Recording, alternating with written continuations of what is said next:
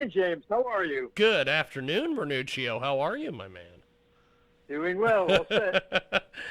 Okay, just give me a few seconds here.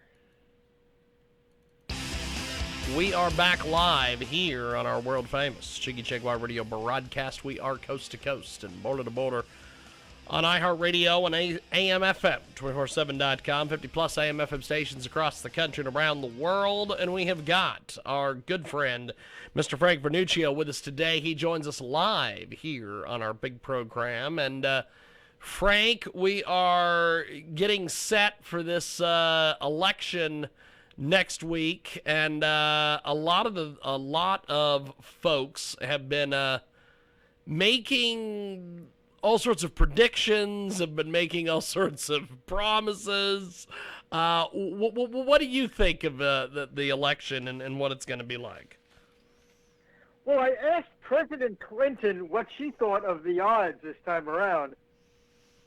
And, clearly the polls last time didn't do so well. I don't think they're going to do so well this time either. There are a lot of unusual circumstances, including, of course, the early voting. That is one major consideration. The mail-in balloting and all of that will be really weird issues this year alone. But I'm telling you that if you want to know how the election is going to go, look at the city of Philadelphia. Pennsylvania is a key state in both the election bids of Biden and Trump. Pennsylvania, outside of Philadelphia, will go solidly for Donald Trump, but the city of Philadelphia, which is a major population center in that state, has been known in the past to be a center of voter fraud and voter intimidation.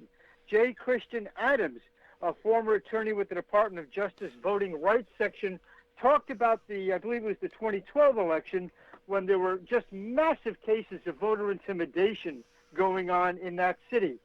If Philadelphia turns out in massive numbers, and the massive numbers are increased even further by voter fraud and voter intimidation, then you could see Pennsylvania possibly going for Biden, which would mean it was a very hard row to hoe for President Trump to win.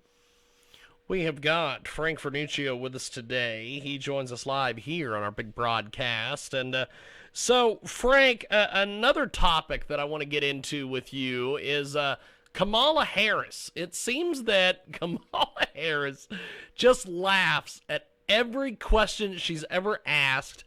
Does this hide her true intentions, or what do you make of this? Because you're a great communicator.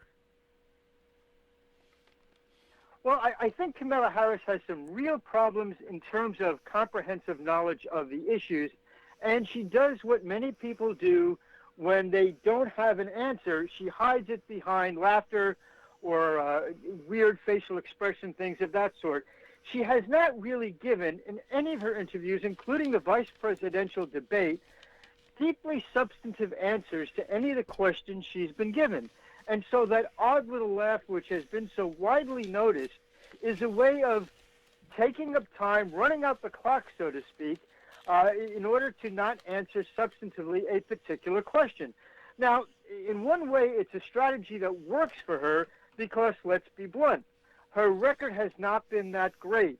She has been responsible for the imprisonment of a lot of people who shouldn't have gone to jail. She has flip-flopped on key issues, and she is far, far more to the left than the Democratic Party wants you to know.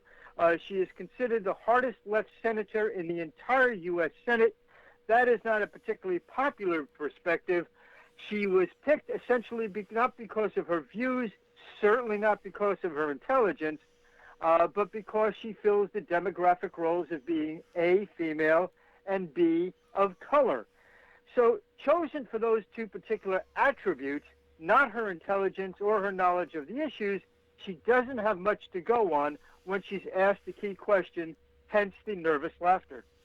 We have got Frank Vernuccio with us today, USA Gov Policy. He joins us today here in our program. And so Frank, what are you seeing as far as trends for this election coming up? It's trending more in President Trump's favor.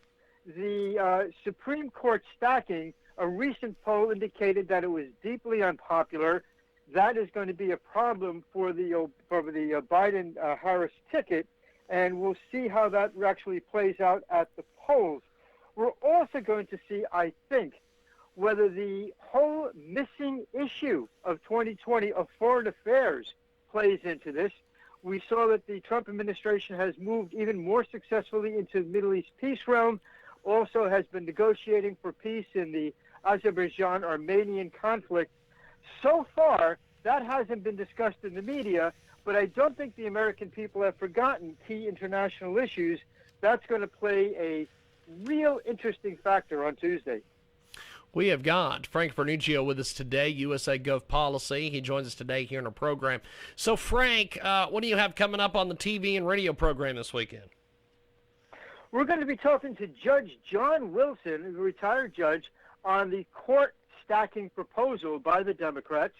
And we're also going to be talking to Jonah Bianco, a financial leader, who is going to be talking about how to rebuild the American economy after the COVID shutdown.